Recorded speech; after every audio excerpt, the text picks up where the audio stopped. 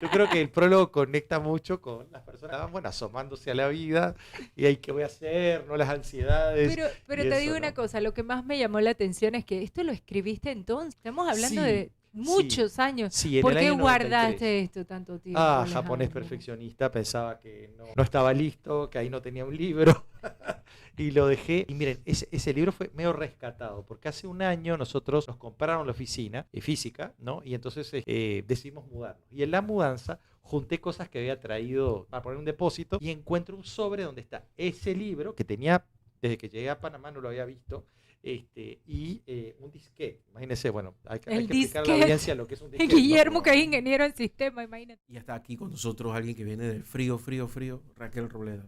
Del frío, frío, frío. No, yo tuve suerte. Buenos días a todos. Te Feliz encontraste, lunes. te encontraste con una No, yo temperatura más tuve o menos. suerte. Yo casi no me puse el abrigo de invierno. Me dio como un veranito ahí de febrero. España me dio tregua. Pero salí, me monté al avión y al día siguiente estaba nevando. Solo te pasa a ti. Pero es que es Y bueno. llevaste ropa para invierno, No, digo, para de allá para acá. nevar. Yo no agarré Pues no es lo mismo nevada. para frío y para nieve. Yo no agarré nevada. Ah, Te tú te digo, saliste, yo me saliste huyendo. monté en el avión para regresar a Panamá y Qué al día suerte. siguiente. Qué suerte. La gente, yo le quiero decir a la gente. ¿Está apagado? Ahora sí. Resulta No que te no, has apagado el lo apagué micrófono. mientras Porque es hablaba. que quiere Mejor agarrar como si no fuera una toco el cantante. Ella cree que micrófono. está cantando. Oye, Guillermo, la gente piensa que eso de la nevada y que, ay, qué bonito, yo quiero conocer la nieve. Solamente está es para muy bonito verlo para y verlo para en verlo en la postales. película. Exacto. Cuando como tú vivas allá, yo te quiero. Va a Tú sabes que yo rogar recuerdo un año, volver. esos inviernos fríos, fríos de Madrid. Me acuerdo como si fuera hoy que salí a las 7 de la mañana para ir. Me acuerdo que iba a un juzgado porque estaba llevando un cliente la comunicación de un tema legal. Y me tenía que ir a los juzgados a la calle Orense, una calle muy conocida de Madrid, Claro. pero esos lugares de piedra. Entonces hacía un frío, nunca se me olvida, pasando la fuente de las Cibeles llena de conitos de hielo, de los carámbalos. Yo decía, Dios mío, y cuando veo el termómetro, 8 grados bajo cero. Eso para que sepan que en Madrid hace frío. Los que piensan No, que en Madrid, en España no hace frío, están pero equivocados. por lo menos el de Madrid es un poco más seco. A mí se me ocurrió un día, yo tuve un mes entre final de noviembre y la Navidad en Madrid. esa Y es la se me, época que yo siempre voy a Madrid. esa es una Yo tremenda paso cada época, 2 navidades una navidad allá. brutal. Se me ocurrió un fin de semana ir a Toledo, Ah. pero en Madrid, por alguna razón, esta muchacha siempre pasa así y espero que nunca le pase nada. Ojalá todo siempre le vaya bien. Ya la vieron por allá, se fue del otro lado. No, está viendo la que camina. Yo estoy diciendo la del Guillermo, scooter estás hablando de Toledo y ahora es que pasa hablas una de la muchacha en un calle. scooter sin casco y eso me estresa a mí todos los días. Bueno, Bueno, No es que tienes déficit atencional. no, oye, sí, más o menos hay algo por ahí que vamos me a distrae presentar la todo. vocecita esta Espérate, que sale por aquí. antes de, porque voy para allá.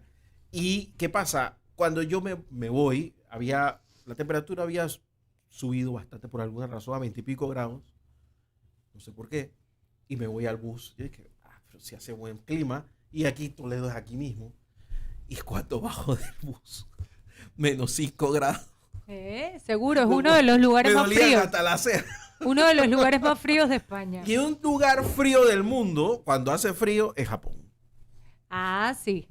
Y ahora vamos a ver Japón de cerca, así que vamos a seguir hablando un poquito de frío, Alguien pero que sobre sabe todo el de la frío historia, japonés. de alguien que tiene un cariño gigante por Japón y no es japonés, pero él se considera parte. Tampoco es panameño, pero también se considera panameño. Ciudadano del mundo. Entonces, que nos lo cuente él. Una perspectiva desde el cariño y la convivencia en una sociedad fascinante. Alejandro Félix de Sousa. Buenos Gracias días. Raquel, gracias Guille, contentísimo de estar con ustedes. Hombre, Queridos amigos, finalmente. profesionales respetados, gente que siempre con la que uno tiene conversaciones inteligentes. Alejandro, ¿por qué? Bueno, yo leía un poquito el fin de semana sobre este libro. De verdad que es un relato fascinante. Me lo acabo de terminar, no La que no alcancé a sabe, leerlo sacó un todo. libro. Sí, hay lo un presentó la libro. semana pasada. Lo presentaste la semana pasada, que lástima, por culpa de España no pude estar en la presentación, pero no importa, que no quería dejar de hablar contigo. Y me llamó mucho la atención cuando abro y el prólogo empieza el 7 de abril de 1991. Yo estaba tratando de acordarme qué estaba haciendo yo en el 91. digo, estaba en la escuela, en quinto año de la escuela, imagínate. Imagínate. serio? En el Yo estaba en la 91, universidad. en el 91, Me siento viejo. cuando ese dices fue eso. un año bueno para mí, quiero compartirles. Y yo no hablo mucho de esto, pero ese año yo gané 12 concursos de oratoria en este país. Mierda. Y entonces me acordé cuando vi. Ya eras una promesa 91, consolidada. ¡wow! Alejandro, en el 91 te fuiste de Uruguay a Japón como el diplomático más joven de la historia de tu país. Sí, Y a mí, increíble. te confieso que se me salieron las lágrimas leyendo este prólogo. ¿Qué te ¿Cómo llamó la te atención? enamoraste Cuéntame. de Japón? Te Sí. enamoraste de Japón y te volviste japonés. Casi. No, La verdad ¿sabes que- qué me llamó la atención y me hizo acordar a mis tiempos también de estudiante en los Estados Unidos y a todos los que estudiaban conmigo que teníamos muchas ganas de hablar con casa todo el tiempo y no se podía porque una llamada de teléfono costaba Costaba una carísimo. fortuna. Y hoy en día los chicos se quedan y no se van a estudiar afuera cuando tienen todas las plataformas de comunicación y cuando pueden ver todo en vivo y en directo. Yo no lo puedo creer. De hecho, nuestros hijos, los de muchos, ¿no? Están en Estados Unidos y podrían comunicarse gratuitamente y no lo hacen. Es la queja de todos los padres que tienen hijos en la universidad, Bueno, ¿no? Pero no esos no lo hacen porque eligen estar allá, pero hay Sí. otros que no se quieren ir directamente. Claro, es porque verdad. no se quieren ir de El casa. hotel en casa es muy cómodo, ¿no? Exacto, es que irse es difícil. Y allá quiero ir. Cuéntame los desafíos de aquel Bueno, eso viaje y lo que fue recuerdas. interesantísimo. Gracias, Raque. Digo, fue difícil. Yo Ya eras un profesional, ¿no? Ya Sí, estaba- sí. me faltaban 2 materias para terminar la carrera. Relaciones internacionales. Relaciones internacionales. Entonces yo volví al año a Uruguay a terminar la carrera, cosa que fue una muy buena decisión, porque en Uruguay tú podías dar el concurso de oposición y méritos, parecido como en España, ¿no? Para entrar a la carrera diplomática con la secundaria terminada. Eso después se cambió. Entonces, claro, yo a los 18 años di el concurso. Así que era una curiosidad, de hecho, para la gente en Cancillería, este niñito que entró a la Cancillería así, ¿no?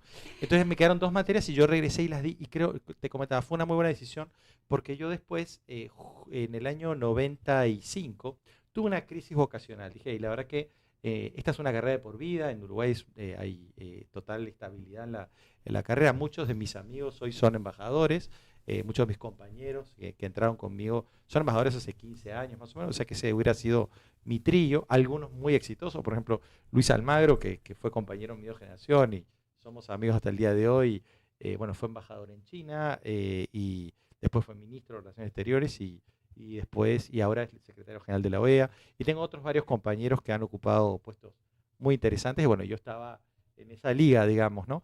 Pero tomé la decisión de abandonar la seguridad de la carrera, y eso un poco lo hablo en el epílogo, ¿no? El abandonar el puerto seguro, porque yo dije, y la verdad que yo después de todos estos aprendizajes que hice en Japón, yo quisiera un rumbo nuevo para mi vida, ¿no? Entonces empecé a hacer una maestría y gracias a que terminé la licenciatura, que hice ese sacrificio de viajar de Uruguay, de Japón a Uruguay para terminar esas 2 materias que me quedaron en la licenciatura, pude tener la opción de hacer la maestría en Japón, que fue una experiencia espectacular. ¿Cuánto también, tiempo ¿no? te quedaste en Japón, Alejandro?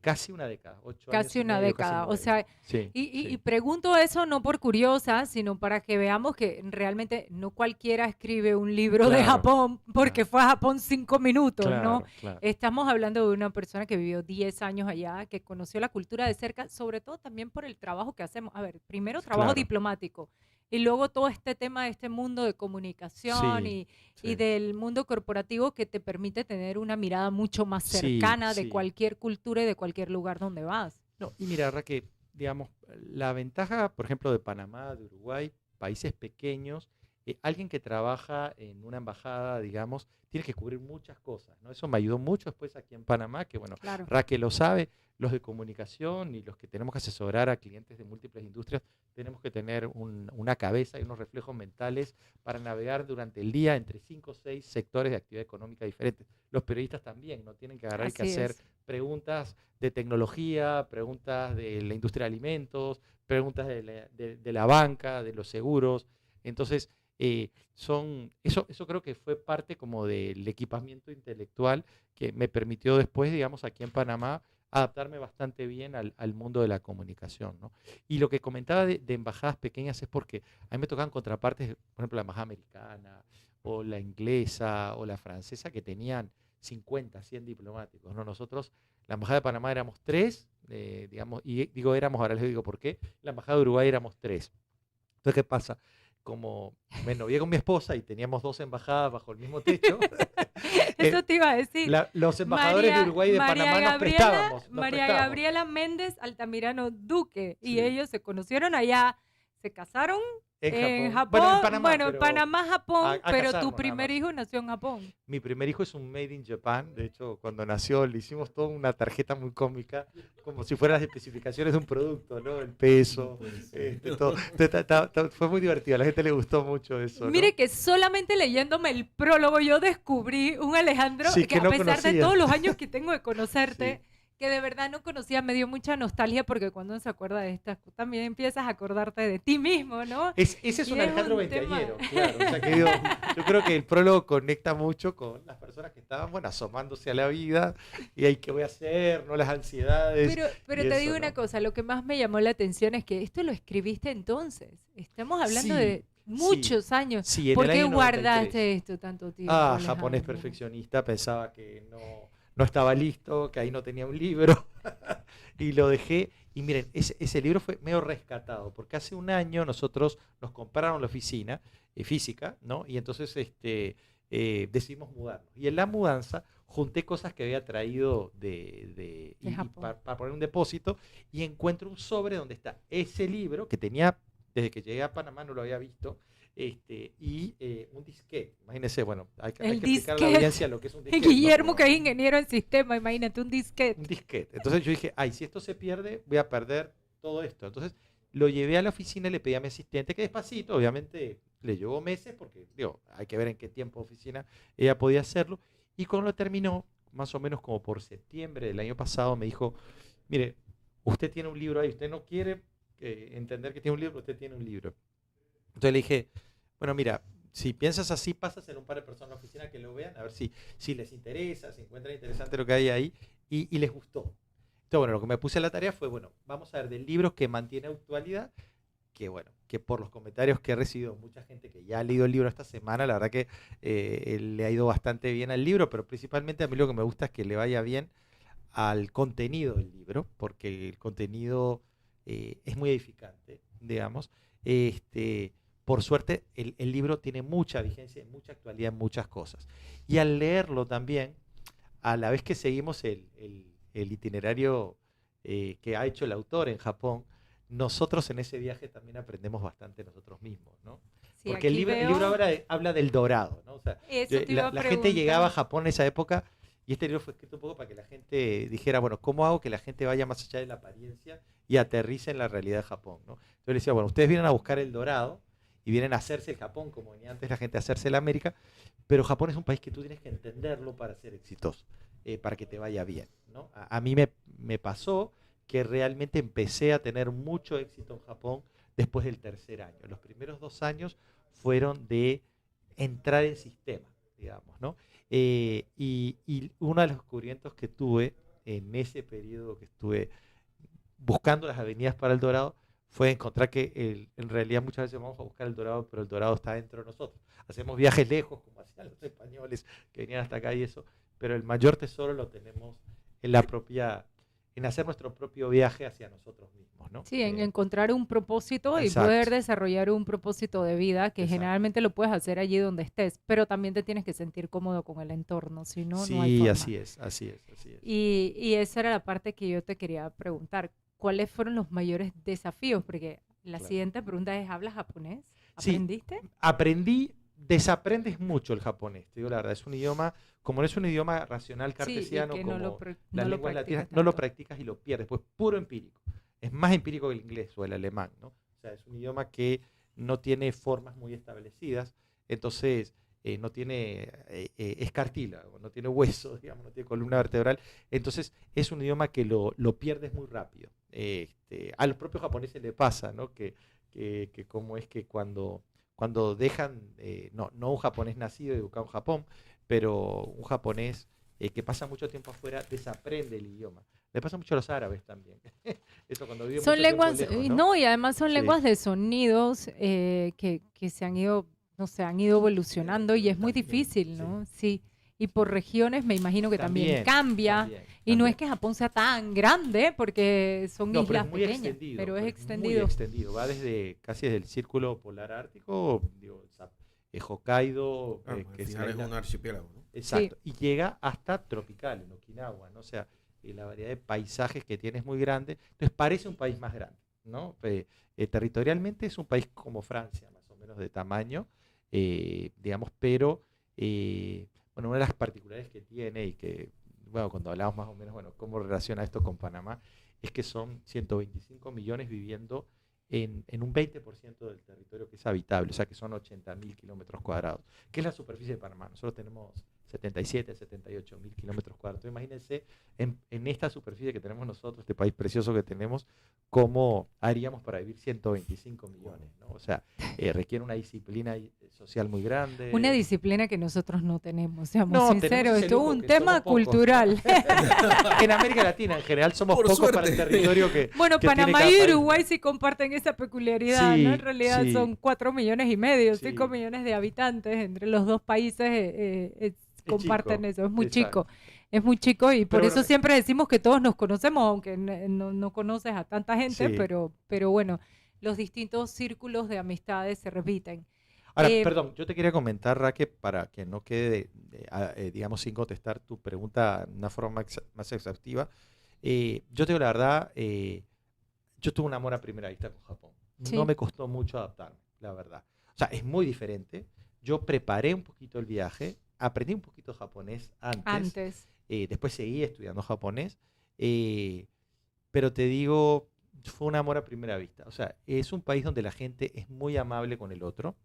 eh, Se cuida, mira, la regla social más importante en Japón es no hacerle daño al prójimo, ¿no? Entonces, la vergüenza cuando uno agarra impacta negativamente con sus acciones en sus compañeros de trabajo, en sus De vecinos, es repente muy del ciento y importante. pico millones podemos traer unos cuantos acá, porque eso necesitamos recuperarlo en esta sociedad urgentemente. Sí, mira que Panamá ha vivido etapas de más amabilidad entre las personas. O sea, yo me acuerdo cuando vine en el 93, Panamá era un país donde la gente era mucho más amable. La Digo, gente, ojo, no tenemos que ser negativos, o sea, porque hemos estado ahí, o sea, que podemos regresar. no, yo siento que la gente en Panamá, los panameños, en realidad somos nobles, o sea, la Sí, gente la gente es muy es agradable. buena, la Uf, gente es buena, sí. pero hemos llegado a momentos de crispación Sí, social que no muy era la complejos y de realidad. intolerancia que yo creo que no hay precedente. Este es un momento Sí. clave, un momento de Eso inflexión me para lleva a eso. una pregunta que me gustaría hacerte, Alejandro, que has estudiado el tema. Yo siento de que concuerdo contigo, pero yo siento de que tiene que ver con que Panamá como país de repente tuvo una explosión de crecimiento muy rápida, pero que no fue pareja, o sea, no, la sociedad, no toda la sociedad contribuyó Acompañó, con sí. la misma. Me da la impresión de que en Japón el crecimiento económico, Fue social, más igual. financiero de Japón sí fue acompañado por la sociedad. ¿Y eso es así? Eh, Mira, es muy buena pregunta. Mira, una de las cosas que pienso que facilitó mi adaptación como uruguayo, una sociedad de una enorme clase media, con una enorme mentalidad de clase media, Claro. con ricos muy poco ricos y pobres muy poco pobres, o sea, se conoce la pobreza pero no la miseria, es que Japón es muy parecido en esa característica, Son sociedades muy diferentes, pero en esa característica es muy parecido. O sea, el 90% de las personas hace 50 años que se encuesta se consideran de clase media en Japón. Eso que hace que haya un sentido de pertenencia a lo que es los valores centrales de la sociedad muy altos, muy poca gente marginada culturalmente, en la mentalidad y eso, ¿no? Y eso que tú dices es verdad, o sea, Japón ha crecido de una forma de que no quede gente atrás, digamos, o sea, ganan en equipo, ¿no?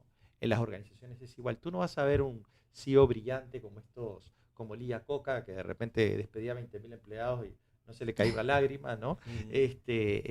Digamos, no vas a ver esos héroes empresariales individuales brillantes. Lo que vas a ver es una organización que en todos los niveles es parejita, digamos, ¿no? Juegan mucho en equipo, tratan de no dejar a nadie atrás. Eso hace, lo escribo un poco en el libro, que el proceso de toma de decisiones sea más lenta, pero que haya mucho más consenso, haya mucha más validación dentro de una empresa, dentro de una sociedad, al tomar decisiones. O sea, no hay esos mesías que buscamos en América Latina, sobre Sí, todo a el nivel que viene a político, que venga solucionar resolver todos los problemas. ¿no? Exacto, la gente sabe que las sociedades progresan en ritmos no aceleradísimos, ¿no? Esto que comentas, la verdad es que Panamá en los últimos 30 años tuvo un desarrollo económico espectacular, pero sin el sustentador social que permitiera que eso Claro, no fuera un gigante no con todos pies de barro. crecimos a la vez. Así es. Entonces, Panamá es una sociedad bastante excluyente, no lo era tanto te diría hasta hace 20 años. Hemos dejado mucha gente afuera. Yo soy muy liberal económicamente, soy muy centrista, pero pienso que hay que amortiguar, ¿no? O sea, digo, cuando dejas durante mucho tiempo a gente al margen de los beneficios de una sociedad, la gente empieza a tirarle piedras al rancho, ¿no?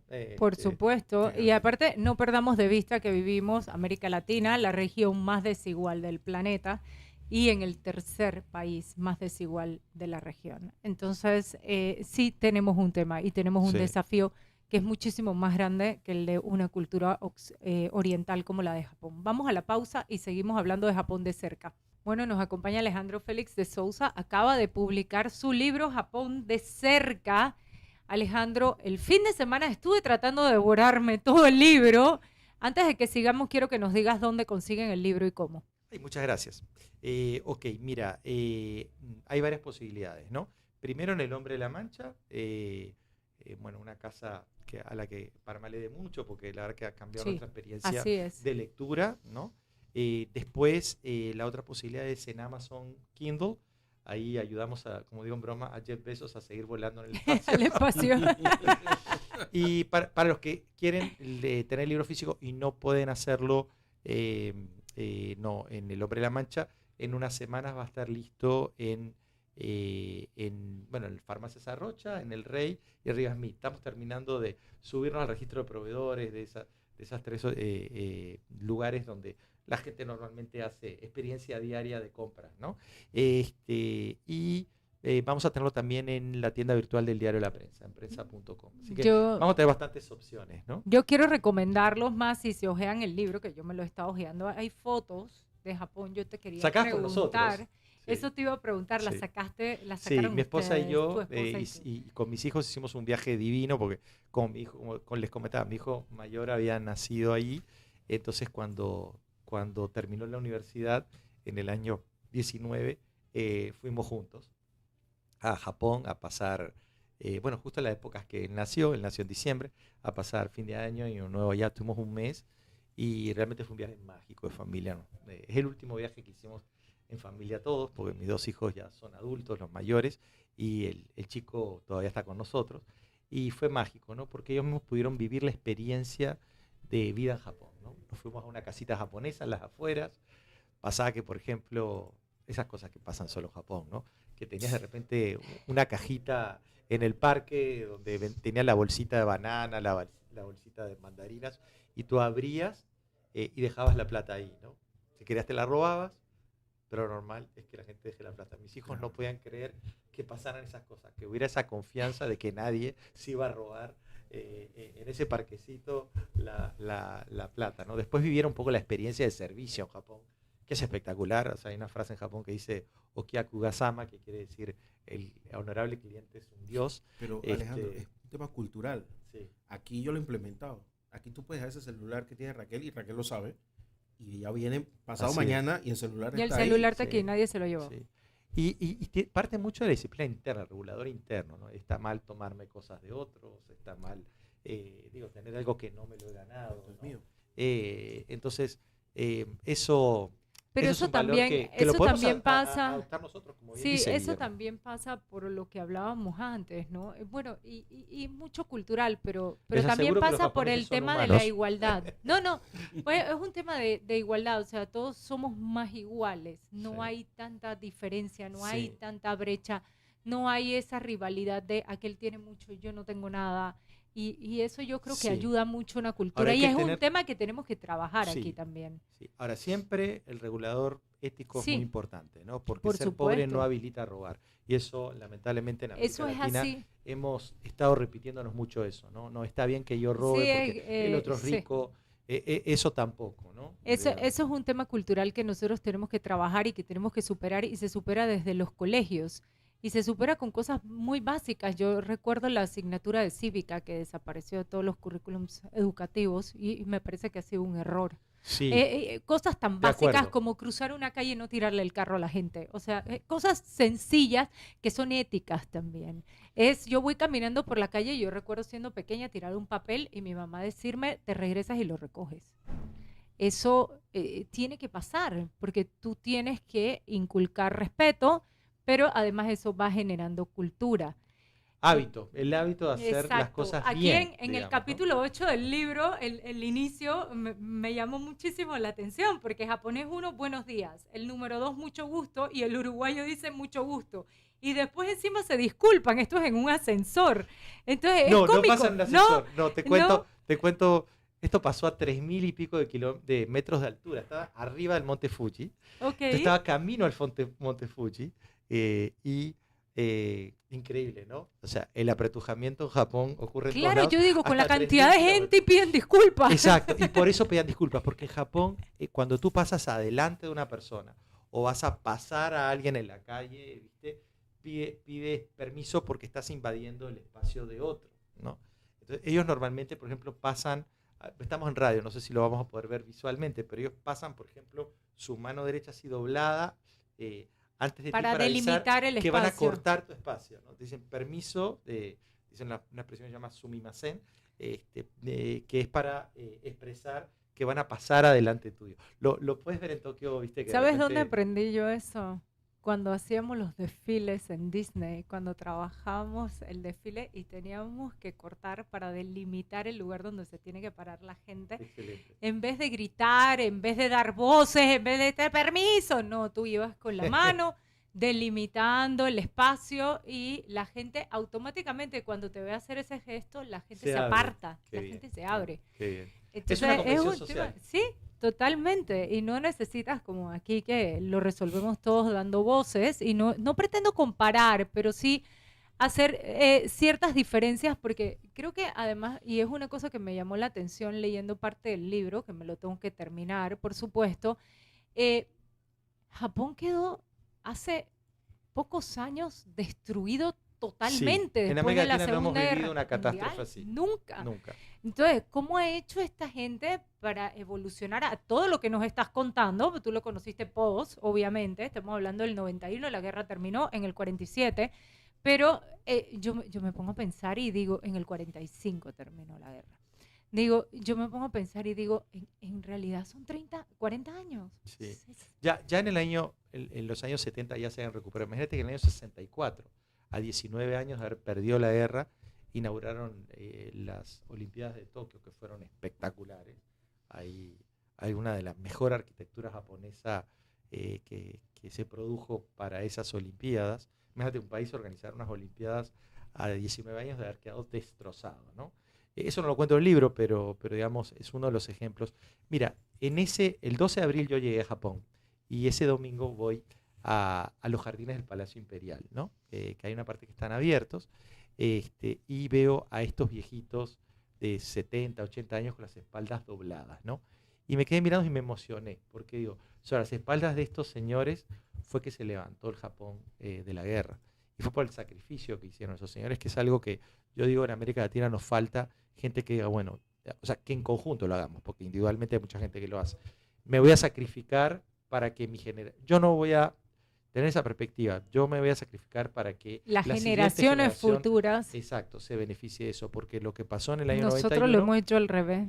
claro, yo después de 1000 diluvios, ¿no? O sea, yo me atraganto, hago todo lo que puede, que mis hijos vean cómo se las arreglan, ¿no? Pero eso lo hacemos más a nivel individual a veces cuando pensamos en la siguiente generación y como te digo, sí hay mucha gente que sí piensa en sus sucesores, pero lo que sí no ocurre es como sociedad. No, Por como eso sociedad. No. maltratamos el medio ambiente, maltratamos las finanzas públicas, digamos, o sea, hacemos cosas que dejan malos fundamentos para las generaciones que nos siguen, ¿no? Y hablo de América Latina, ¿no? Porque Sí, a no veces es pensamos que particularmente el mal de Panamá. Panamá es solo un mal de No. Panamá, es un mal bastante extendido en toda la región, con algunas excepciones, ¿no? Y yo te digo algo, o sea, me pongo a pensar y claro, me imagino un Japón donde la vida colectiva es muy relevante, porque Sí, no hay tanto espacio, porque las casas me las imagino son pequeñas. pequeñas, con paredes delgadas. Claro, entonces la gente hace mucha vida en la calle y Así la es. única manera es garantizar esa convivencia pacífica y siento que nosotros tenemos una cultura mucho más individualista. Brutal, brutal. Mira, hay una parte del libro donde hablo mucho del tema del individualismo versus el mutualismo, que es de capítulos 10, 11 y 12, hablo bastante de esa mentalidad de grupo que ellos tienen, ¿no?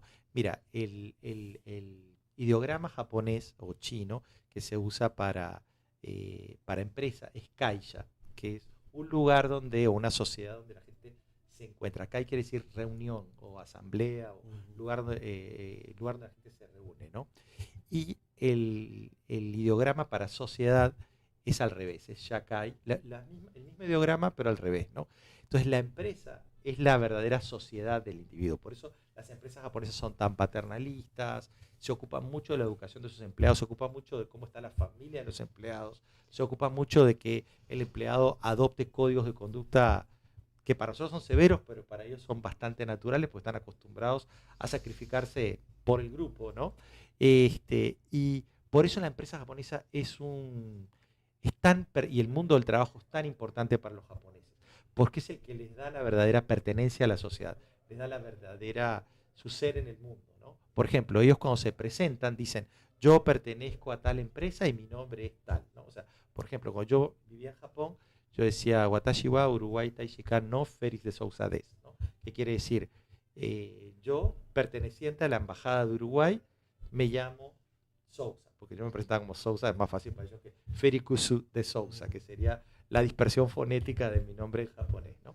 Y así se presentan ellos, ¿no? Soy de Sony y me llamo tal. O sea, lo primero es el grupo al que pertenece, ¿no? Sea un equipo de fútbol, porque también se presenta así, cuando se presenta un japonés a otro, se presenta como perteneciente a un grupo. No vas a escuchar a alguien que dice, me llamo Mi Fujita, nombre y ya. sí, o me llamo Sato, ¿no? Normalmente es, porque eso lo que hace es que ayuda al ubique social, como decía Isabel Allende, ¿no? O sea, a ver, bueno, esta persona, es una sociedad muy jerárquica, ¿no? Esta persona, ¿qué estatus social tiene respecto a mí, digamos, ¿no? Entonces, No tiene idea de pertenece a una eso. empresa grande, ok, es una persona que está asociada a una empresa muy respetada. Por eso, cuando hay un hecho de corrupción, cuando hay un hecho donde hay una falla de producto y eso, la vergüenza que eso le trae a la reputación de la empresa, cuando un empleado en una de esas empresas o en una organización estatal produce vergüenza al nombre, a la reputación de la organización, la persona tiene una sanción social muy fuerte. Muchos terminan suicidándose a la manera japonesa, que es, digamos, hacer seppuku, digamos, renuncian, pero una vez que renuncian, tienen un ostracismo social muy fuerte, les cuesta mucho reinsertarse. Por eso se cuidan mucho de no hacer actos indebidos, porque algunos los hacen, obviamente, existen actos de corrupción y actos de imprudencia, digamos, pero cuando los agarran, la sanción social es La implacable. factura social es muy No solo la alta, legal, sino la social. la O sea, social. los niños de la escuela sufren, digamos, la familia extendida tiene que decir, no, Eso, yo no tengo nada que eso ver con esta explica, persona. eso Eso se explica, traduce en ética y responsabilidad que está totalmente ligado a la responsabilidad social corporativa a la que tanto abogamos y esa Empieza por la sostenibilidad ética, ¿no? empresarial, pero todo parte de la ética, ¿sí? Así eso es. explica por qué ahora que fue asesinado el ex primer ministro Abe. Abe, Sí. no fue que hubo una investigación, no, de una vez comenzó a renunciar todo el mundo y ellos mismos hablaban de que era una vergüenza para ellos que eso hubiera sucedido. Sí, sí, porque de alguna manera ellos sienten que algo falló que hizo que este señor pudiera ser abordado y asesinado, aparte con un arma de fabricación casera. Pero me llamó mucho la atención que no sentirlo como como Estados Unidos, Andarían casi buscando que culpables. semanal, una matanza en una Sí, escuela, una cosa así. horrible. Allá, eso fue una cosa que todavía hay investigaciones. Sí, sí, y bueno, cuando pasó con el tsunami, es un accidente natural y que la planta nuclear, todos esos tipos renunciaron, digamos, o sea, la sanción La autosanción llega antes que la sanción social y llega antes que la sanción Pero legal. es que eso Nosotros es somos al revés. el sentido de Eres responsabilidad. impune Pruébamelo. hasta que la sanción legal te Sí, llega. es que ¿no? es el sentido de responsabilidad es totalmente distinto Sí. al nuestro. O sea, yo soy responsable de lo que yo asumo, de la Exacto. investidura que yo cargo. Exacto. Y cuando pasa algo, la responsabilidad se asume, la responsabilidad no se delega. Yo no puedo ir por la vida delegándole mis problemas a otros y aquí somos muy tendientes a echarle la culpa a los demás o a buscar Sí. el culpable en otro lado. Sí, que le echamos mucho la culpa a los políticos, pero esos políticos están ahí porque los votamos, ¿no? Exacto. Digamos, o sea, es muy fácil poner el demonio en otro y no voltear el espejo hacia cuál es mi Sí, yo creo que responsabilidad de ciudadanía activa. Yo creo que digamos, ¿no? De es un ciudadanía tema de contributiva. reflexión, de autorreflexión, y por eso les decía antes, estamos en un punto de inflexión. Hay quienes dicen, esta elección es decisiva. Es verdad, es un antes y un después. Estamos todavía en un punto con posibilidad de rescate. Tenemos que reflexionar mucho qué queremos, porque va a haber un antes y un después del 5 de mayo. Sí, yo soy ciudadano panameño hace 20 años, así que bueno, yo Tienes voto que hace tomar la 20 años decisión de y votar. voy a tener el misma dilema que va a tener mucha gente cuando procese su decisión de quién votar, analizar los candidatos, los Vamos a programas. terminar con la espalda como los señores cuando llegaste a Japón, porque de verdad que este voto tiene un peso Hay sin que precedentes. respetar el voto. Yo digo siempre, Sí. hay dos cosas en la vida externas a nosotros, pero que nosotros tenemos que respetar, ¿no? Tenerle respeto al dinero y respeto al voto. Digo, fuera del respeto a los demás, ¿no? Obviamente que eso es interno, digamos, ¿no? Pero externo, digamos, respeto al dinero y respeto al voto, ¿no? O sea, el voto es una decisión ciudadana que impacta en mucha gente, no solo en nosotros. La gente muchas veces toma solo la decisión en base a mí, digamos. Y no a lo que le conviene al país. Y yo exacto, creo que es un momento sí. de evaluar muy bien qué es lo que le conviene al país, a la colectividad, lo que hablábamos. Sí, a mí, como te digo, no me gusta mezclar la política en mi actividad y eso. Me gusta mucho la política, obviamente, soy politólogo, así que me gusta mucho la política, pero les digo, o sea, yo soy bastante positivo porque he visto a Panamá levantarse más de una vez, Sí, ¿no? claro. Lo que sí, esta vez tenemos que sudar más, vamos a tener que vivir 2-3 años difíciles, donde vamos a vivir circunstancias latinoamericanas, porque Panamá había estado medio arriba de todo eso, no le pasaba eso, ¿no? En Panamá teníamos 8 años de crecimiento espectacular, 2 años de crecimiento que nos quejábamos cuando era abajo del 5%. Eso es una fantasía para cualquier país latinoamericano, no hablo de países desarrollados, país latinoamericano, ¿no? Entonces vamos a vivir un poquito los dolores de crecimiento que han tenido otras sociedades y lo que creo que va a ser más difícil para nosotros como panameños es que no tenemos experiencia de ese dolor. O sea, vamos a tener que aprender a vivir el dolor latinoamericano, ¿no? Sí, y bueno, tuvimos algo de experiencia de probablemente las generaciones de mis padres, la tuya, ¿se acuerdan más después de la invasión? Yo era todavía muy chica, pero también fue un país que se levantó Así es, de por las eso digo, cenizas en no es ese que no momento. tenemos No es que no experiencia de tenemos levantarnos. experiencia. Exacto. Sí lo podemos hacer, pero sí creo que hay que ser muy conscientes, No, que hacer este mucha país se había levantado reflexión. varias veces. Lo que pasa Sí, es sí, que sí.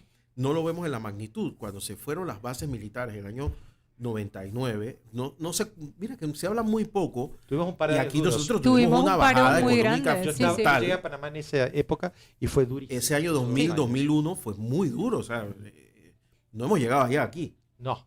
No hemos llegado allá. Lo que pasa es que la gente se lo ha Tenemos una olvidado. economía mucho más diversificada. de Y el hecho, gobierno no sabía en qué el hacer, no 2000. entendía qué le había pasado. Y era eso, que no estábamos preparados para, aunque parecía poco, se nos fuera ese tema de las bases militares. Bueno, Pero temas desafiantes, pero tenemos solamente 2 minutos, me restan, porque tengo que irme. Alejandro, muchísimas A ustedes. gracias.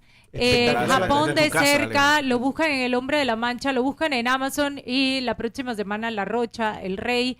Y Riva si Smith. no, y Riva Smith, y si no, se comunican con el señor Alejandro Félix de Sousa, que lo van a encontrar en Instagram y en las redes sociales. Y él les cuenta dónde conseguir el libro, que realmente se los recomiendo. Conociéndolo, él mismo te lo lleva a la casa. Quiero De recordarle... hecho, tengo contratado a mi hijo chico de chofer para llevar el libro con envoltorio VIP a los que me contactan directamente. A los periodistas que me están escuchando y a todos los que trabajan en medios, quiero recordarles que están abiertas las inscripciones al Premio Nacional de Periodismo hasta el día 15 de marzo. El día 15 de marzo a las 11:59 p.m. se cierra la plataforma. Lo que no está en la plataforma no lo revisa el jurado. Sí. No existe para el jurado. entren en la página web del Fórum de Periodistas, forumdeperiodistas.org. Ahí encuentran el manual, que son las bases del premio. Hay 10 categorías en las que pueden inscribir sus trabajos, publicados entre el 1 de enero y el 31 de diciembre del año 2023. Y allí mismo van a encontrar la plataforma a través de la cual pueden postular sus trabajos para ser evaluados por el jurado internacional, que empezará el trabajo de evaluación a partir del cierre, del 16 de marzo. Cerramos el 15 de marzo y por favor quiero invitarlos a todos en este esfuerzo de 28 años que hace el Fórum para seguir reconociendo la excelencia periodística, para premiar el trabajo de los periodistas en Panamá, para reconocer el trabajo que se hace de libertad de expresión y de derecho de acceso a la información, que por favor postulen y que por favor participen aquellos que postulan en la gala de premiación que va a ser el 16 de mayo para que puedan recibir su estatuilla Fórum y la remuneración económica que se hace para el ganador de cada una de las categorías. Así que, Guillermo, creo que nos vemos el próximo lunes. Raquel Rueda, con responsabilidad social. Muchas gracias, Alejandro. Esta es tu casa. A ustedes, muchas gracias, súper amables. Nos vamos, don Diego. Muchísimas gracias, Diego Hurtado, en la producción. Y ahora va a estar también, por supuesto, como todos los días, en el tema digital. Yo soy Guillermo Ruiz. Pásenla bien.